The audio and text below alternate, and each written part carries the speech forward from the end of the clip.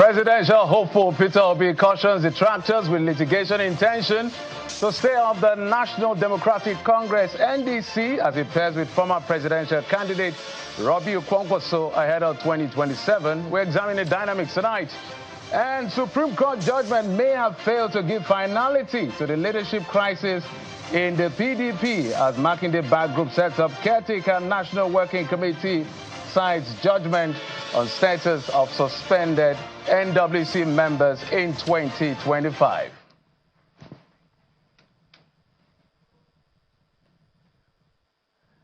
Hello and welcome to Politics Today, reaching you live from our global headquarters here in the nation's commercial nerve center, Lagos, Nigeria.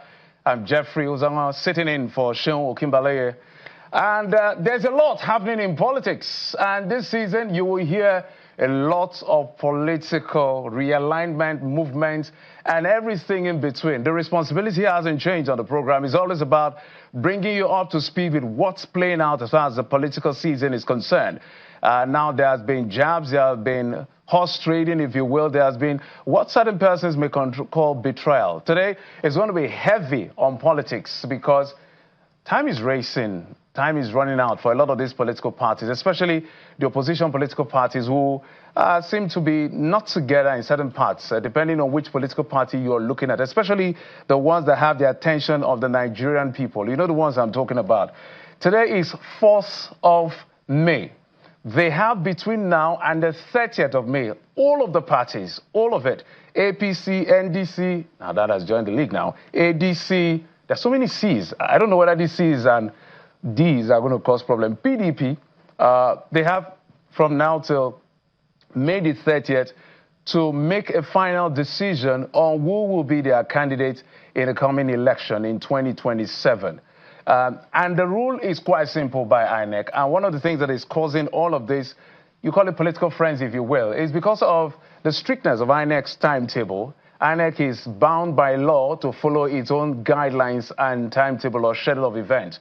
Now, one of it is captured in the Electoral Act, which is an act of parliament next to the ground norm, which is the Constitution. And that law in Section 77 clearly says that you must present your physical and digital register to the Independent National Electoral Commission, according to 77 subsection 2 of the Electoral Act. Then subsection 4, it will make it more stringent. You have to do it 21 days before the date you fix for primaries. So whichever day you fix for primaries, between when the window opened for primaries and May the 30th, you must present to INEC digital and physical register 21 days.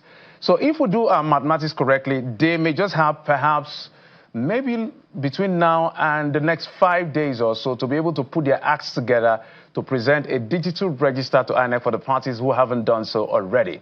Now, this is where the kicker comes in. Subsection 7 of Section 77 of the Electoral Act 2026, which is what I've been citing, says that if you do not do that by presenting your register to INEC 21 days to the day of your primary, guess what? Your party won't be eligible to present a candidate in the coming election. Now, we need to also look at what does the law say within political parties themselves. How long can you be in a party to be able to vie for elective position? Are there waivers as consideration for persons who are joining late? Those are the things that litigations will be looking at if we're not careful. So there's a lot to deal with as far as the politics of Nigeria is concerned. It's an interesting time. And just take a seat and relax. We're going to make sure you have a great time on this program today. But let's tell you what played out today at the Federal High Court, where the court has remanded Justice Chidiebere. He's popularly known as Justice Crack in the custody of the Department of State Services. The defendant was arraigned on a 3-count charge bordering on alleged cybercrime, breach of public peace, a felony to which he pleaded not guilty. Following that arraignment, counsel to the DSS, Mark Arube, urged the court to remand the defendant in DSS custody in the interest of public security. However, defense counsel opposed the application, informing the court that although they had been served with the charges, they intended to file a bail application for a hearing later in the week. In a short ruling, Justice Joyce Abdulmalik ordered that the defendant be remanded in DSS custody until May the 25th for commencement of trial and hearing of the bail application.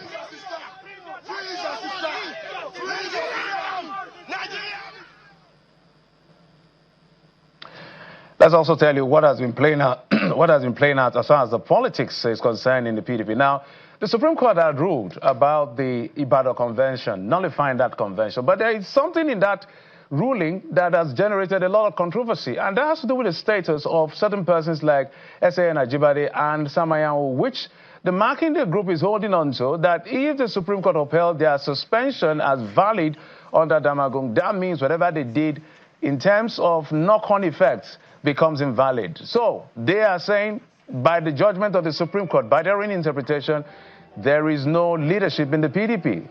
They handed over the party to the BOT.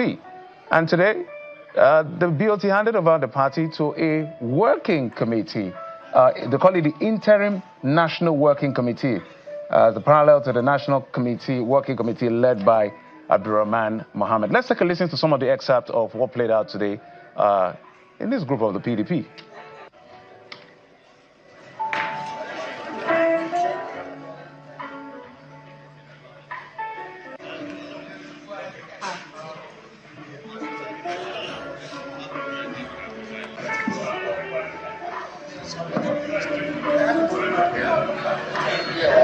The Board of Trustees under my chairmanship assumed administrative leadership of our party in line with the empowering provisions of the Constitution of the PDP as amended in 2017, following the judgment of the Supreme Court, which on Thursday, 30th April 2026, stripped the PDP of a national working committee. This 103 NEC meeting is, among other things, principally convened to fashion out ways to chart a new course for our party. Central to this is the appointment of an interim national working committee. Just like we've sworn now, do well to all manners of people, and we will make sure that PDP again work very hard, not only to be on the ballot, but to win all the off-season elections that are coming our way very soon, and indeed all the 2027 various elections. Well, that is what is playing out in the PDP. Will the crisis ever end? Well, as far as Wike, the Abdurrahman leadership of the NWC, backed by Nyesom Wike, this is just a joke taken too far. But these guys are not joking. How this will play out, we do not know yet. It's going to be part of our conversation. And of course, you know, what has played out with the Kwankwaso movement, they call it the OK movement, moving from the ADC now to the NDC. How will that affect the dynamics of the next election? Or by splitting their opposition that was supposed to be a coalition, have they finally given in to what may play out to be in favor of President Bola Tinubu, or this is a masterstroke? All of that we'll be discussing today on the program. But we'll take our political roundup stories and we'll be back with my guest. Stay with us.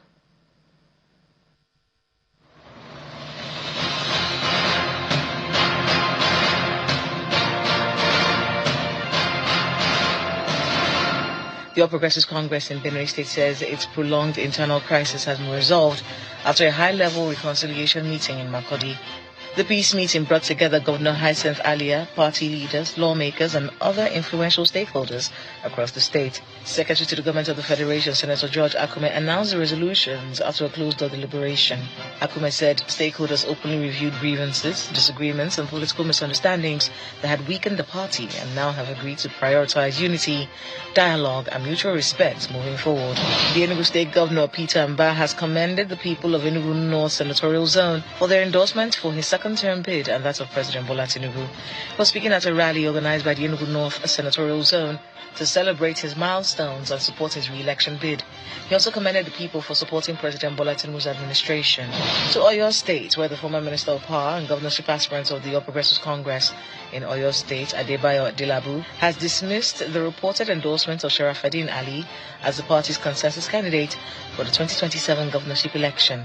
Adilabu described the move by some party leaders as invalid unfounded and capable of undermining the APC's chances in the state. Speaking in Ibadan during a meeting with party leaders and stakeholders in Ibadan's southeast local government area, he warned that any endorsements carried out without the consent of President Bola Ahmed Tinubu and the broader party structure could trigger internal crisis. Similarly, in Gombe State, the former Inspector General of Police and APC governorship aspirant in the state, Usman Alkali Baba, has faulted the nomination of consensus governorship candidates of the party without proper consultations with all the stakeholders involved. Alkali, who recently joined the governorship race, said a candidate was picked through consensus, which he knew nothing about, as no one contacted him to sign a document on the agreed consensus candidate. He further explained that since due process was not followed, it means the consensus of selecting a governorship candidate under the APC in Yobe State has failed, and he is ready to participate in the direct primaries of the party. A support group in Ondo State consulting for the re-election of President Bola Ahmed Tinubu, BTO4 PBAT support group, has rounded off its ward-to-ward mobilization tour in Akoko Northwest local government area of the state. At the grand finale, party faithful, key stakeholders and grassroots supporters joined the group at the event to express a strong show of unity ahead of the general elections. The group, convened by the Minister of Interior, Olubunmi Tunji Ojo, and led by its Director General, Ogbeni Adesuyi Gideon, seized the events to reaffirm its commitment to the ideals of the All Progressives Congress APC and the renewed hope agenda of the Tinubu administration.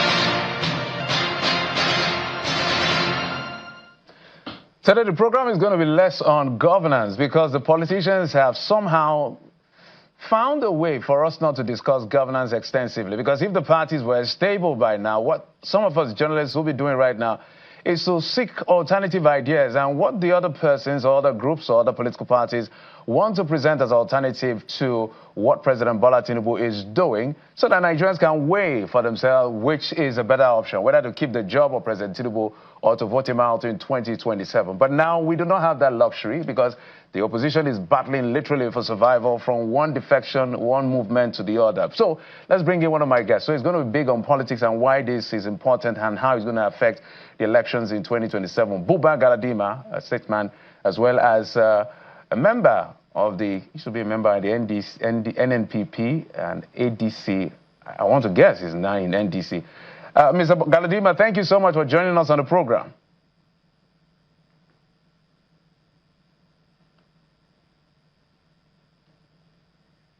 Oh, yeah. So, well, I have two guests. So, as soon as Mr. Galadima is ready, I will catch up with Mr. Galadima. But as soon as, because today we want to look at what this dynamics of the movement really means for the ADC and the NDC. And I'm just thinking in my head that this may actually pose a problem because there are so many parties with so many C's and A's. So we have the APC, we have the, I think, APM, we have the ADC, and now we have the NDC. If you followed Nigerian politics, I think that was in 2019 or so, where a particular political party that was quite close to the PDP in terms of the arrangement that INEC did in the ballot paper gained almost 100,000 votes or so because of just the similarity in name. I don't know whether in logo. So that is a big one for the political parties. If they are serious, they have to look at all of these elements to be able to know that sometimes these mistakes may happen and they may win or lose certain polling units because of discrepancies like this. But let me bring in my other guest as we talk about the challenges that we're seeing within the PDP. Mr. Ini Ememobong, I think now is a different designation, is a member of the Interim National Working Committee of the People's Democratic Party led by Governor Seyi Makinde. Mr. Ememobong, thank you so much for coming on the program. Good evening, Jeff. I'm glad to be here. Just to correct clearly, Makinde is the governor of your state and the chairman of the PDP Governors Forum. The Interim National Working Committee is led by Kabiru Tanimu Turaki, SAN. And after that appointment, I was scheduled, given the schedule as the National Publicity Secretary. So I'm here in that stead as the National Publicity Secretary of the Interim National Working Committee. That is actually part of the problem I have to deal with, talking with politicians these days. I have to do political party audits to be sure of their membership, I also have to do designation audits to be sure of their role in those political parties. Now you've talked about, because we thought that with the Supreme Court judgment voiding the November National Convention that held in Ibadan, it should be over by now. What we should be hearing from the PDP should be about reconciliation with the National Working Committee, Abdurrahman-led National Working Committee, backed by Nyesom Wike. But now we are seeing an interim National Working Committee. How was this created? What's the premise for creating this interim National Committee? Because your convention was nullified by the Supreme Court. And Supreme Court should give finality to issues around division, altercations, and disagreement. But this looks like it created more trouble. How would you respond? Well, clearly, Jeff, that is a vindication for what we've always said, that the judiciary, the laws of the land, are not able to solve political problems. So political problems must find political solutions. And anytime you try to use the law, the straight line of the law, to solve political problems that are multifarious, that are knotted tensions in themselves, that we end up creating more problems for ourselves. It happened in 1979, it happened in 1983, and you see that despite the fact that the judiciary was functional, they were sitting and giving judgments, it didn't stop the republic from going down. So clearly, like the minority judgment of the Supreme Court said, politicians should be encouraged to explore the internal mechanisms of their party, not to run at the slightest instance to courts. That's what that minority judgment said. And it agrees with the jurisprudence behind the law, which is why even in the Electoral Act now, the jurisdiction of courts have been ousted. But irrespective of that position, that legislation, we still know that you're going to find that courts will still entertain that. So coming on the premise, Jeff, if you just backtrack, everything must have an origin. So when you look at the origin, before you exercise power, there must be authority. Authority comes before power. Power doesn't come before authority. So you're now going to say, what authority are you exercising the power? So when you look at the fact that, yes, the Supreme Court in its judgment said that majority judgment 3-2 said that the issue of contempt was the reason why they were not going to listen to the contemnor, and we don't have arguments with that. There were also cross appeals. Remember in the Court of Appeal that the Court of Appeal had held, ipsissima verba, that they have found evidence that A.K. Ajibade and co. were suspended, and they've not found any evidence that they were recalled. And to that extent, A.K. Ajibade SAN could not have acted or purportedly tried to act in the way he tried to act. So if you look at the fact that the same document that suspended Ajibade suspended Anyanwu and the rest of them, and you now see that on the 1st of January, Damaguna and co., clearly in the majority, suspended Ajibade, Anyanwu and co., and on the 3rd, Anyanwu wrote single-handedly signing that letter to INEC, saying that he himself had also suspended Damaguna. And if you go by the judgment of the Court of Appeal at this point, you're going to see that he as of that date, he could not have convened a meeting of the National Working Committee. He did not have the locus, he did not have the capacity, he did not have the quorum to do so. So everything done by him and his friends thereafter fell flat in the face of the law. So having come to that point, the party exists as a vehicle but doesn't have a driver. And so there are organs of the party that are still alive. The ex-officio whose elections are not in contest, the national vice chairman whose elections are not in contest, the National Executive Committee, 2/3 of which summoned the meeting and had given INEC 21 days notice earlier. And so that National Executive Committee sat today and appointed the BOT chairman as the pro tem chairman of NEC, and took the decisions they took, and appointed a 13-man executive interim National Working Committee to work on behalf of the party. And thereafter, the 13-man ESCO convened again the meeting of NEC to be able to pass the resolutions concerning the guidelines, because we're starting, we started the sales of form as we speak. So the guidelines and the procedure, the cost, and everything that relates to all the activities we need to do. Like you mentioned in your analysis earlier, time is not very friendly, and we must make sure, if we're a serious political party, we must make sure that we're on the ballot, and that's what we did today. So the premise is the fact that by the judgment of the Supreme Court, when you analyze the facts leading to that and you see the judgment, and people filed a cross appeal. I don't know why they are trying to dramatize ignorance. They filed a cross appeal which were dismissed, 2 cross appeals which were dismissed, trying to overturn the judgment of the Court of Appeal. Now, I've heard some people say, oh, the Supreme Court never said anything about it. Assuming they're not considering that that is so, then it would mean that the judgment of the Court of Appeal stands. I don't understand. That you leave one court and go to another court does not vitiate a positive judgment of the court. Let's stay with the legalese for a moment. If you don't appeal. Yes, let's stay with the legalese for a moment. Because last week, my colleague Shenwu did ask this question about when Jogundu was here, and that question came up. He said, maybe, and let's take it in steps, accepting without even conceding. Let's just accept without conceding. According to him, that, it was mentioned, because he said it wasn't mentioned, it didn't come up in court. That I think, if I remember his words correctly, that this suspension was for 30 days. That means it was a time-bound suspension. So, whatever had happened that the pronouncement of the Court of Appeal had made at this time, or whatever it made that statement, is just an academic exercise. It holds no power in law. And you're a lawyer. So help us make sense of that.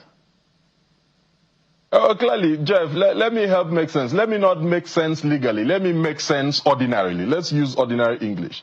Jeff, you are suspended from channels and you are asked not to produce programs again on the 1st of November. And on the 3rd, you appear, you create the backdrop for yourself and appear somewhere and say, this is Channels TV. I'm Jeff. I'm suspending channels.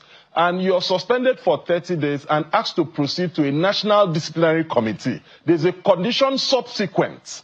And like the Court of Appeal rightly said, that you were suspended by a letter and that they do not find in their docket, in their document, any letter also lifting the suspension. And you know in law that the mode of conveyance of offer is the, except otherwise stated, is the mode of conveyance of acceptance. And to that extent, if you are suspended orally, you will be recalled orally. If you are suspended by a letter, you will be recalled by a letter. So let's assume that they are thinking, which falls flat in the face, were to be true. You're suspended on the 1st. You don't accept it. And you're suspended and asked that after the 30 days, proceed on an NDC. On the 3rd, you quarrel about the suspension and you sit again and purportedly suspend those who suspended you. And on that 3rd, you communicate to INEC that Abdurrahman is now. So the question is, where did you have the authority to execute the powers in the office of the secretary? Number 1, to convene a meeting of the NWC. Number 2, to write INEC. So the origin of their whole contraption lies in the fact that on the 3rd, 2 days after, 48 hours after, Anyanwu, purportedly thinking himself still National Secretary, wrote to INEC. And that is the origin that Abdurrahman and co. have sought to build they built all the large castle that they have on top of this very faulty foundation. So that is not law, that is common sense. This faulty foundation, as you call it, they actually now, later in the month, I think in December, considered a working committee, established it, and then started lineup of activities that culminated in a national convention that INEC was well represented in that national convention. We saw pictures, we saw videos at that particular national convention. Then, after the national convention, INEC, this same INEC that you talk about, has captured their name on their platform, their portal, as the authentic leadership of the People's Democratic Party.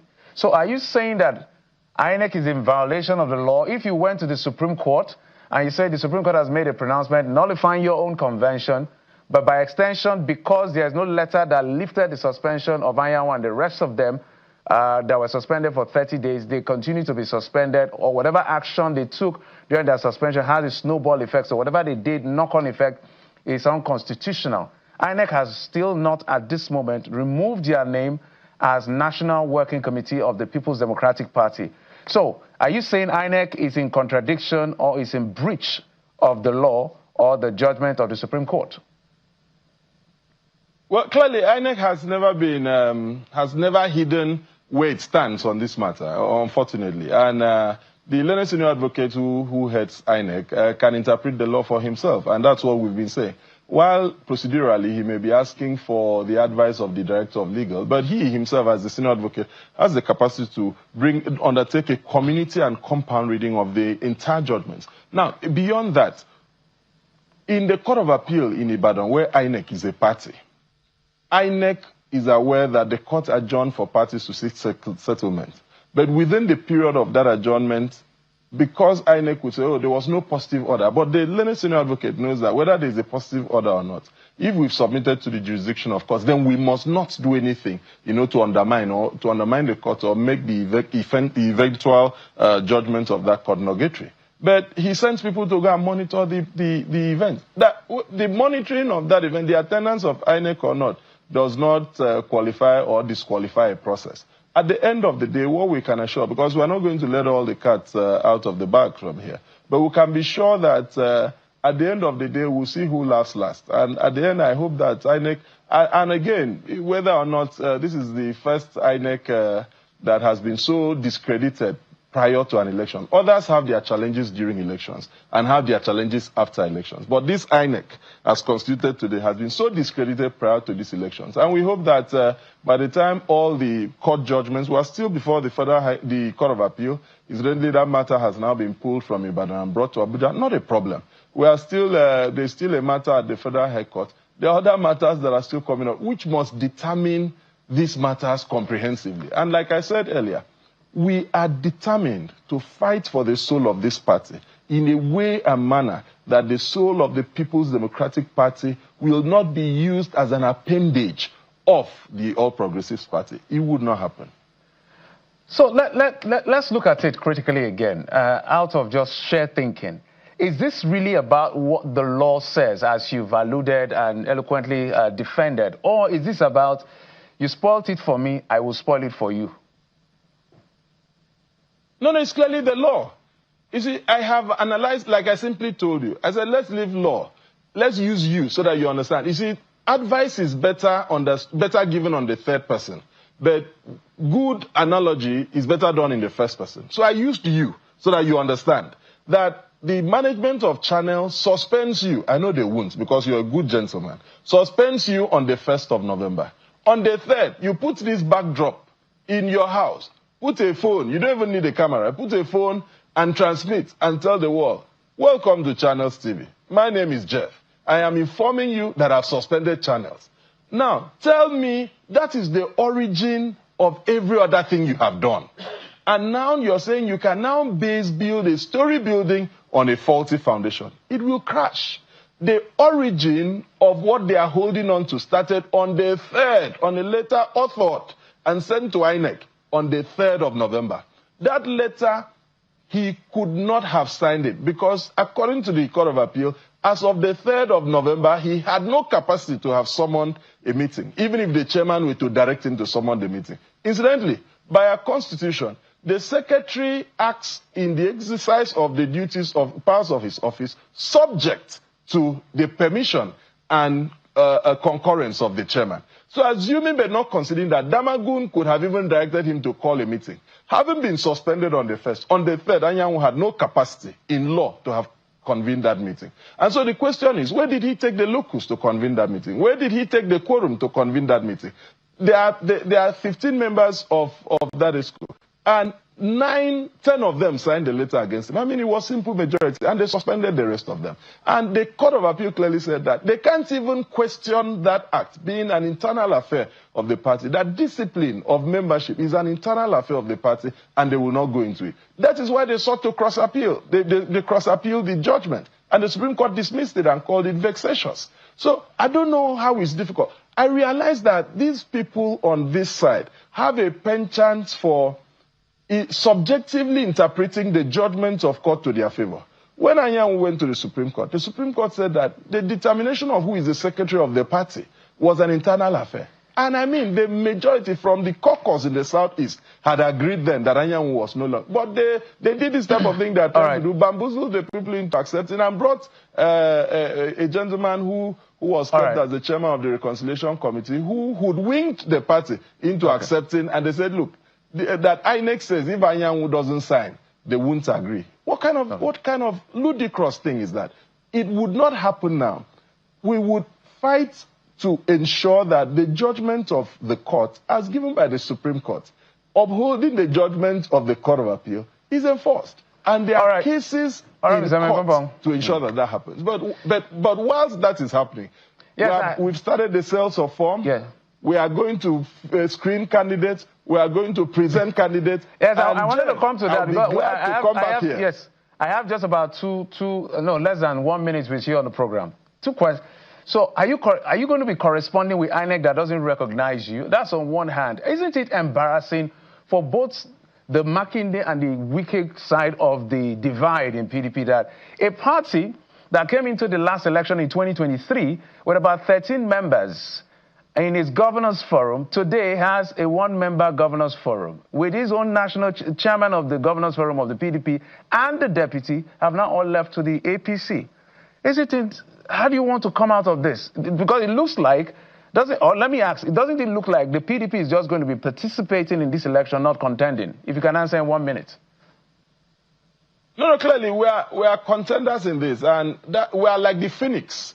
No matter how down we go, when we rise, we take over again. And that is why we are being fought on all fronts. And so telling you from 13 to 1 shows you the erosion and erosion of the values in politics. There are both internal and external reasons why this has been so. And so when you look at the fact that this clearly is a justification of the railroading of the country into a one-party system. I mean, I'm sure I've seen you interview some of the governors and you've heard what they said with their reasons to go in there. But I can assure that the People's Democratic Party will never be a pretender. It will be a contender. And that is why you see that everything has been deployed, to make sure that it is kept on the ground.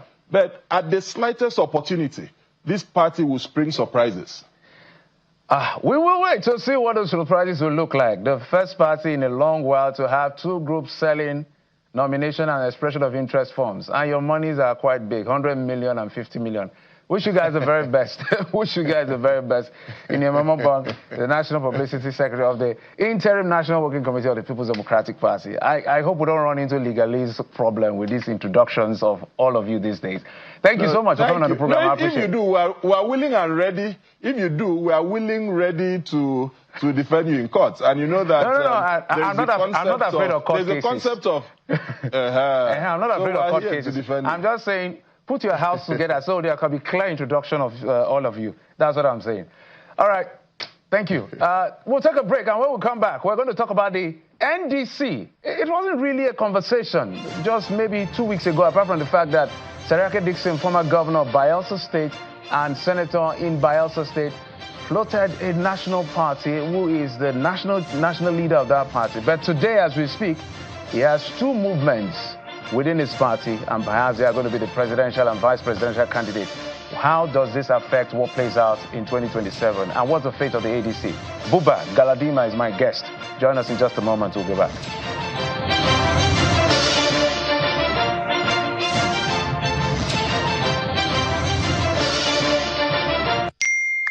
If it is valuable, you protect it. Your money, your home, your reputation. In the same way, your personal information is valuable. When not protected, it can be misused, leading to fraud, identity theft, and lasting harm. If you experience a data privacy breach or misuse of your personal information, report immediately to the Nigeria Data Protection Commission, NDPC, via info@ndpc.gov.ng.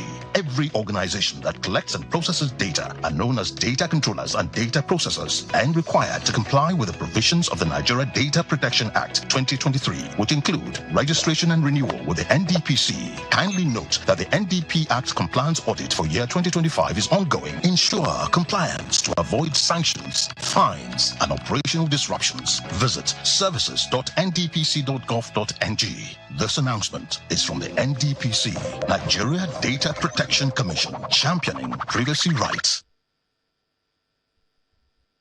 Wake up in the morning feeling brand new. Sunshine on the rhythm, I'm calling on you. No dry skin allowed in the party tonight. Just smooth vibrations, you're feeling alright. Viva, glow baby glow. Viva, let the moisture flow from your head to your toes, see the magic show. Viva lotion, the rhythm of your skin.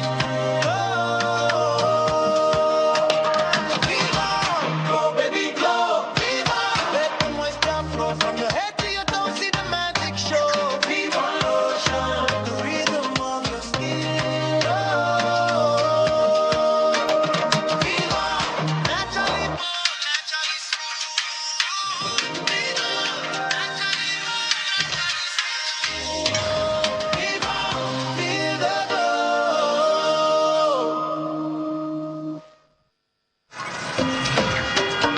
My Baba, they always say, for market, every day get your own wahala.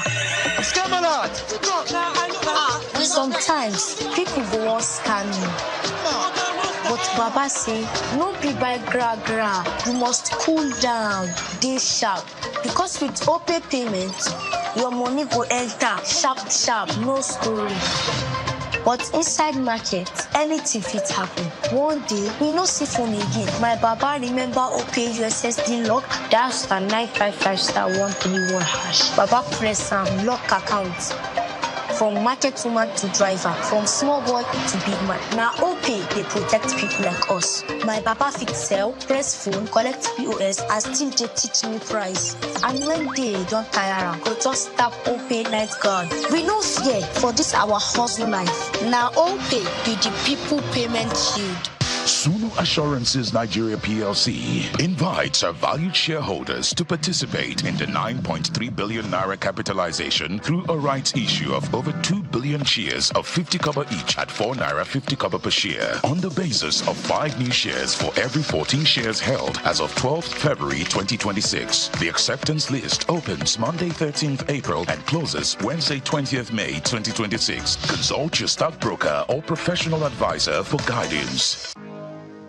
Across Nigeria, a quiet transformation is happening in cities, in communities, in the lives of everyday people. I got to know from a friend of mine when I was trying to see how I can get a house. The dream was never the problem. Finding a simple path was. MRIF solved 2 key issues for us, affordability and accessibility. With over 100 billion naira already dispersed, thousands of Nigerians are stepping into homes they once only imagined. The whole process took about 6 weeks. Through accessible financing and trusted support, MRIF is removing barriers and opening doors, making home ownership simpler, closer, and real. MRIF is real and accessible with flexible repayment structures of up to 20 years. You can have a dream and it will come true. MRIF, your path to home ownership.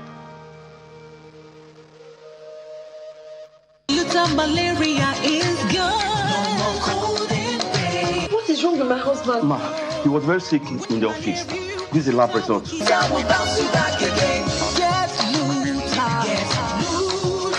Thank you, Luther. With Luther, malaria is in big trouble. Luther contains artemether and lumefantrine, and it is used to treat malaria. Luther is another quality product from Ovid and marketed by Pharmatex Nigeria Limited.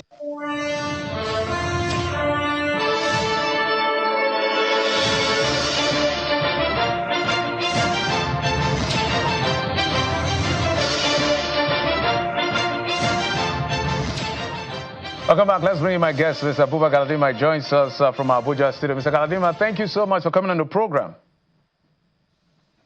Thank you very much, Jeff, for having me on this program.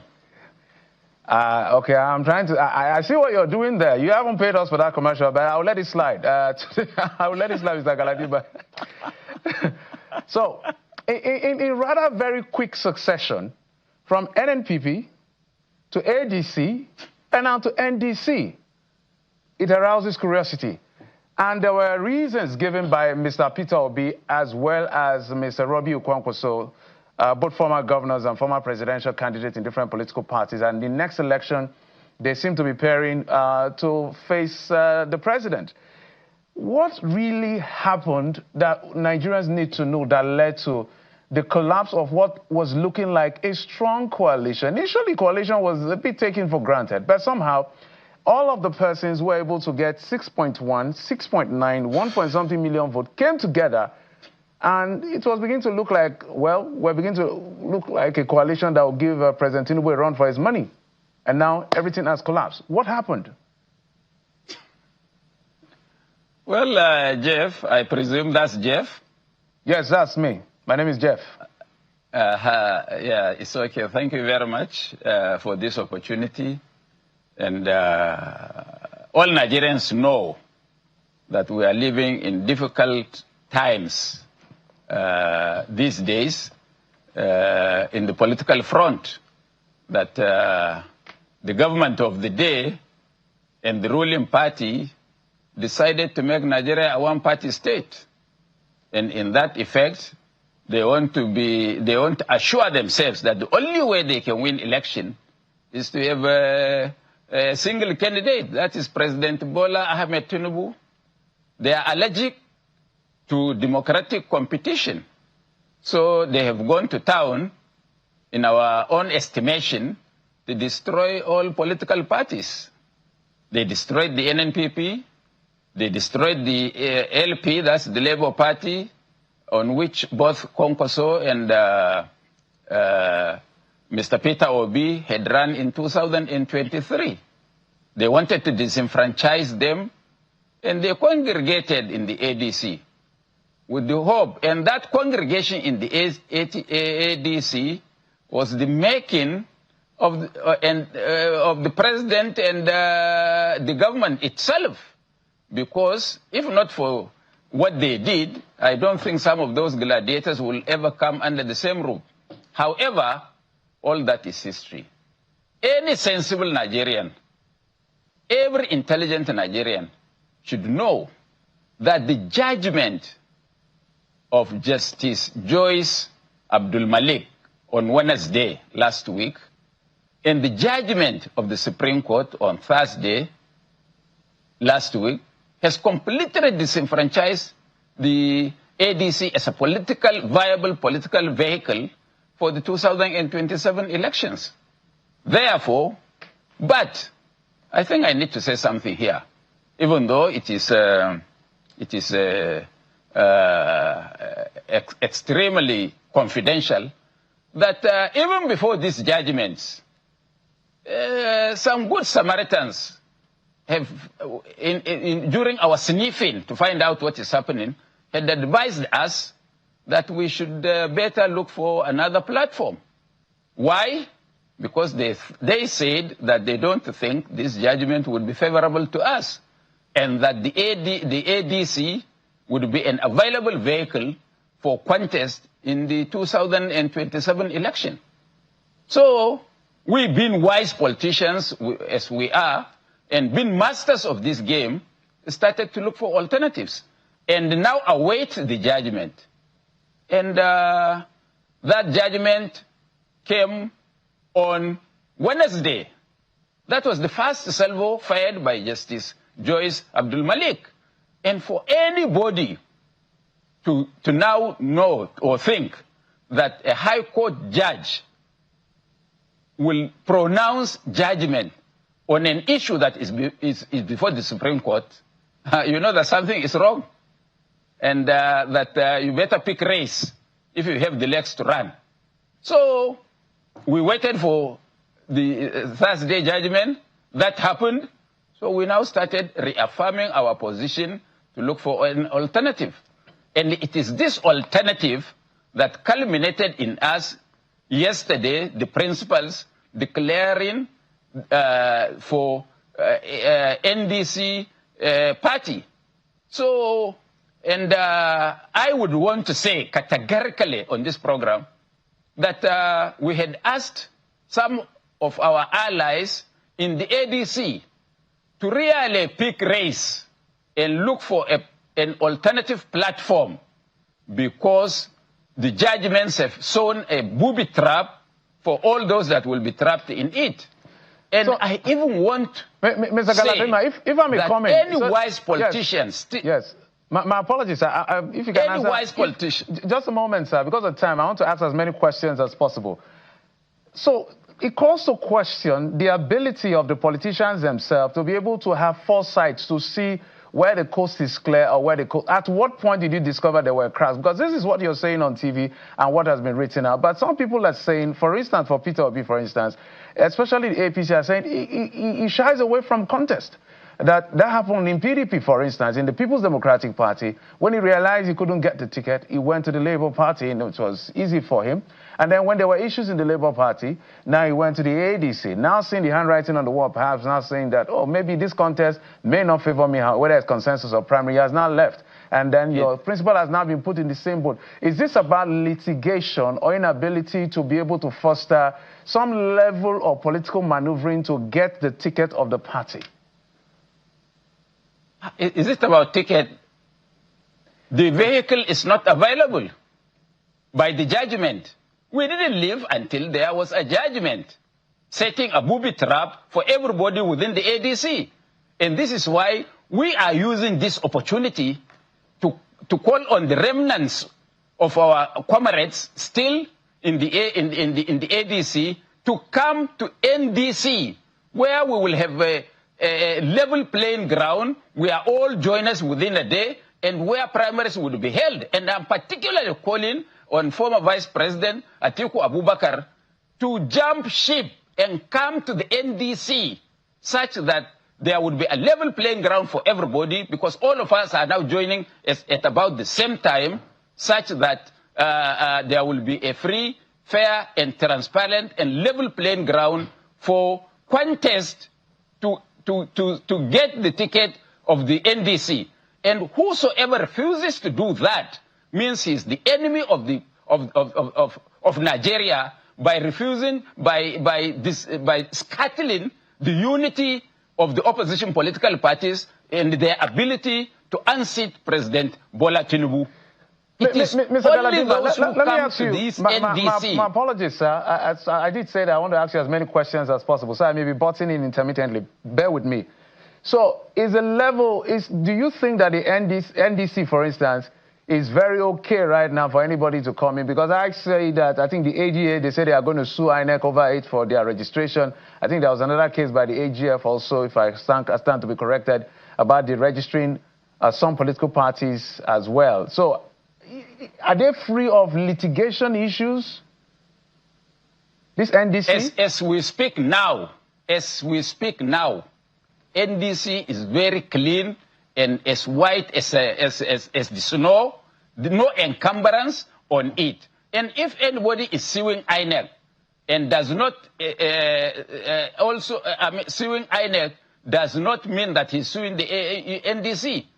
So that one is an issue for another day, because as far as we are concerned, we did our due diligence, consulted former judges, consulted very, very highly intelligent and resourceful lawyers, SAN, and they told us that as far as we are concerned, we are good to go. That is why everybody who wants to run for election, NDC is the vehicle to approach for now. All right, Mr. Galadima. That does not mean... Hold on. That does not rule the fact that this government and APC cannot try some funny things. But we are there waiting for them. Well, as a politician, you should know by now that preparing for sabotage, if there's any, is part of how you prepare for the war. So complaining about sabotage may not be a very genius idea with greatest sense of respect, because if it happens, it has happened. You must look for a way to fight it. We are not complaining. We are saying that from whichever angle they come, we've done our due diligence. We are prepared for them. And if there is justice, we know we will prevail. All right, Mr. Galadima, let me ask you a straight question. So, we don't have time. I mean, the election in general, you have just about a few days to submit membership.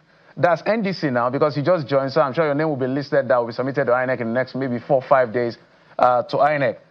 What is the position of NDC in terms of the presidential election? Is there going to be zoning? That's one question. Number two, is it going to be by consensus or primary? Because you don't have the luxury of time.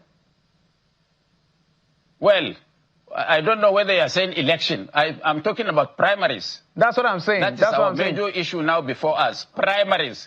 The NDC will submit its register either on the 5th or on the 6th of this month. That is either tomorrow, Tuesday, or on Wednesday. So once we do that, we are good to go, and we will have zoned the party's presidential candidature to the south. No mincing words. We've zoned it to the south. Therefore, whoever from the south, if Jeff wants to run, please go and register quickly today or tomorrow. such that your name gets into the register. I'm not interested. Like you're the third or fourth politician dragging me into politics. I'm a journalist. I like my job. My job is to check the politicians. I'm not interested. But let me also ask you, Mr. I'm going to come back to this question within the time we have. Isn't it, what is going on with the opposition? Isn't it playing into the hands of the ruling party? Because I'll tell you the highlights since 1999. There are several highlights politically. One of the highlights of 1999 till today is that in 2007 or so, PDP had about 28 governors. So whatever the APC is doing today, just imagine higher than what the PDP is doing in terms of governors. In 2015, it took a merger to unseat an incumbent like Goodluck Jonathan. And in 2023, we saw the first time a man without structure was able to cause an upset to get 6.1 million votes. Where am I going to with all of this? The only model available to unseat a ruling party, if that is possible, is not by a divided, broken house into pieces like what happened in 2023. Now it looks like with the movement of Kwankwaso and Peter Obi leaving Atiku in the ADC, is clearly Uhuru for President Bola Tinubu. Are you looking at it that way? Well, not quite. The truth of the matter is that all of us, Peter Obi, Kwankwaso, all of them migrated into the ADC such that they bring a unity of the opposition forces within the ADC to enable them without much problem unseat Tinubu. Unfortunately, there are this insinuation that the APC and the government, in fact, by extension, Tinubu used the courts to scuttle the opposition. This is why I am making this call on Vice President Atiku Abubakar to follow us as we followed him into the ADC, such that there will be a unity of the opposition to unseat this government. And if he refuses, then whatever happens to the opposition, Vice President Atiku will be held responsible. I didn't get that clearly, just a moment. But in closing, you just wanted clarity. The clarity is that all the political gladiators are now in the ADC. And if anybody is outside, as Kwankwaso was outside in the ADC and he was persuaded to come in. So we are also pleading with Vice President Atiku Abubakar to come into the NDC such that we can consolidate again and remove the incumbent government.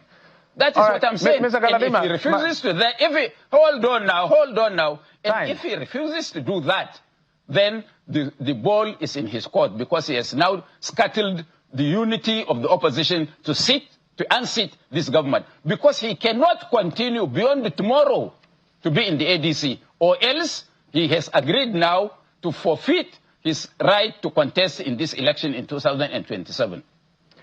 Mr. Buba Galadima, always a delight to have you on the program. I don't have much time again on the program, especially because of... we will have you back. The question I wanted to ask you that I don't have your position was to ask you how you intend to unseat President Tinubu, but that will be for another time. Buba Galadima, how do I describe you now? A chieftain of the NDC. How do you describe yourself, sir? No, I'm not speaking for the NDC. I'm a freelance politician for now, because I've not been appointed a spokesperson of the NDC. Okay, you're the second freelance politician after Bala Mohammed, Governor. Mr. Galadima, thank you. I appreciate it. Thank you, sir. Thank you, Jeff. Thank you. I appreciate it. Thank you. And that's it on the program. Thank you so much for your time and company. I'm Jeffrey Uzama. Good night.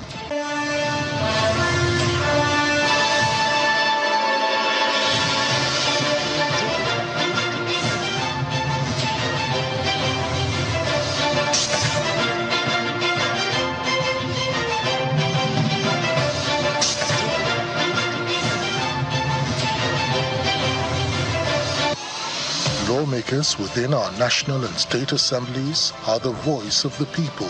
Women occupy only 21 out of 469 seats in the National Assembly, a mere 4.5%. While in the states' assemblies, of the 991 legislative seats across the 36 state houses of assembly, women hold only 54 seats, or roughly 5.4%. It is abysmal that 15 states currently have no women represented in their legislatures at all. This means that half of Nigeria's population is effectively shut out of key decision-making spaces. This imbalance is not due to a lack of competence, ambition, or leadership capacity. Nigerian women have consistently demonstrated excellence and delivered measurable results across every sector: business, civil society, and public service. The special seats bill, or